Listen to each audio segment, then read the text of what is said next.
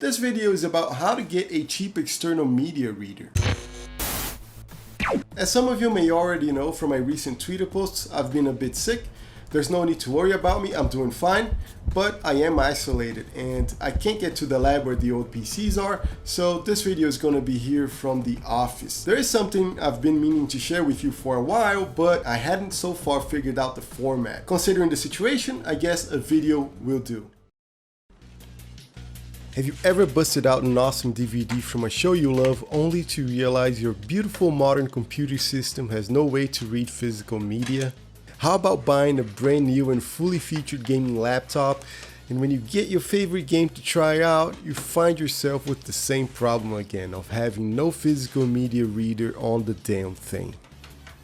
Well, the best way of fixing this for me was getting an external reader, and while I was at it, I got a Blu-ray drive combo, so it records DVDs and CDs, but reads up to Blu-rays, and that's probably all I'll ever need. Now, if you go online and try to buy a proper external Blu-ray drive, sometimes it might be a bit expensive. But if you're crafty, you can buy these two things, an external enclosure and a Blu-ray drive sourced from a laptop, and get a pretty good deal for them. If you look hard enough, the total should come to about half the price of a proper external drive. The external enclosure you can get on AliExpress for next to nothing, and the laptop drive you can source from a broken laptop you might have, and that basically gives you an almost free solution, or you can buy it online like I did. There's just one thing you need to pay attention, and that's the height of the drive and the case. They need to be the same height, of course.